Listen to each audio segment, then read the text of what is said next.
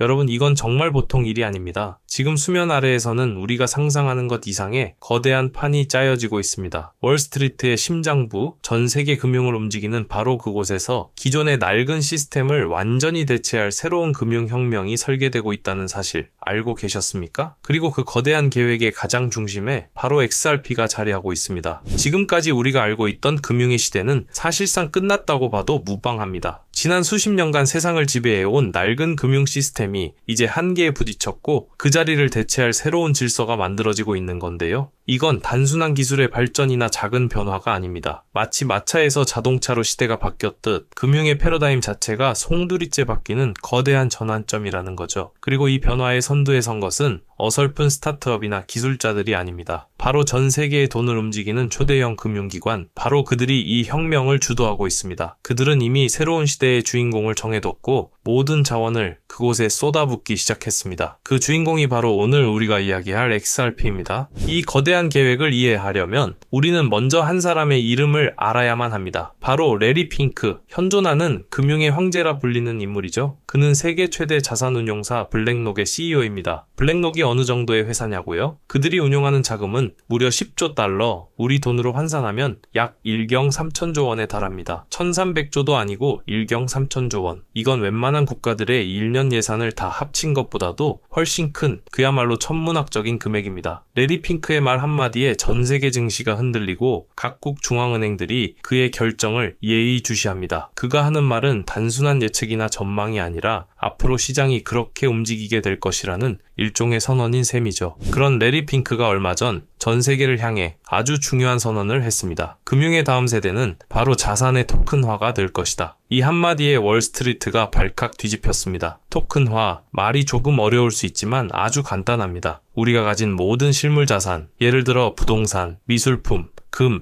채권 같은 것들을 블록체인 기술을 이용해 디지털 증표, 즉 토큰으로 만드는 겁니다. 그렇게 되면 이 자산들을 마치 주식처럼 아주 작은 단위로 쪼개서 24시간 내내 전 세계 누구와도 자유롭게 거래할 수 있게 되죠. 블랙록은 이 RWA, 즉 실물자산 토큰화 시장이 2030년까지 무려 16조 달러, 우리 돈으로 약 2천조 원 규모로 성장할 것이라고 예측했습니다. 이건 예측이라기보다는 우리 블랙록이 이 시장을 2천조 원짜리로 만들겠다는 강력한 의지의 표명인 거죠. 자, 그럼 블랙록은 이 거대한 토큰화 시장을 어떤 기술을 이용해서 만들려고 할까요? 수많은 블록체인 프로젝트들이 있지만 제도권 금융의 까다로운 기준을 만족시키는 프로젝트는 사실상 전무합니다. 속도, 안정성, 확장성, 그리고 무엇보다 규제 준수, 이 모든 것을 만족시키는 유일한 대안이 바로 리플 XRP였던 겁니다. 리플은 이미 수년 전부터 산탄데르, 뱅크 오브 아메리카, 스탠다드 차타드 같은 네로라 하는 글로벌 은행들과 파트너십을 맺고 기술을 검증해 왔습니다. 그들은 처음부터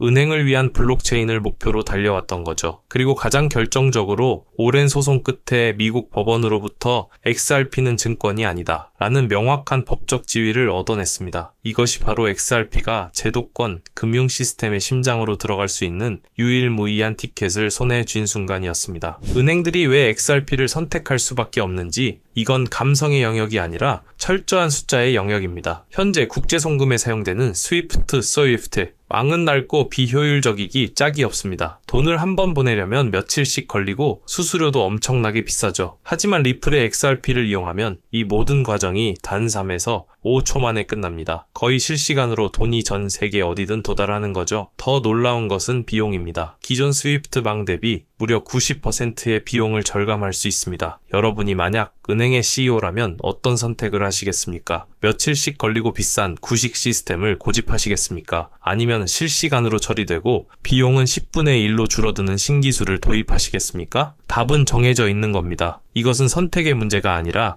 생존의 문제라는 거죠. 물론 이렇게 똑똑한 기관 투자자들이 이 기회를 놓칠 리가 없습니다. 이미 물밑에서는 아주 조용하고 빠르게 XRP를 매집하는 움직임이 포착되고 있습니다. 대표적인 예가 바로 뉴욕 연기금입니다. 미국에서 가장 보수적인 투자기관 중 하나로 꼽히는 뉴욕 연기금이 최근 XRP에 대한 노출을 무려 543%나 늘렸다는 사실이 공개됐습니다. 이건 그냥 한번 사볼까 하는 수준의 투자가 아닙니다. 미래 금융 시스템의 핵심 자산이 될 것이라는 강력한 확신 없이는 불가능한 결정이죠. 또한 이미 시장에 출시된 프로쉐어스의 XRP ETF에는 12억 달러, 우리 돈으로 1조 6천억 원이 넘는 자금이 몰렸습니다. 이건 아직 본격적인 기관 자금이 들어오기도 전의 수치입니다. 거대한 자금에 대해 이제 막 작은 균열이 생기기 시작한 겁니다. 국경 간 송금 시장만 해도 엄청나지만 블랙록과 XRP가 그리는 그림은 훨씬 더 큽니다. 바로 전 세계 채권 시장의 토큰화입니다. 전 세계 채권 시장의 규모가 얼마인지 아십니까? 약 140조 달러, 우리 돈으로 18경 원이 넘는 그야말로 천문학적인 시장입니다. 이 거대한 채권 시장을 XRP 레저 위에서 디지털 자산 채권으로 발행하고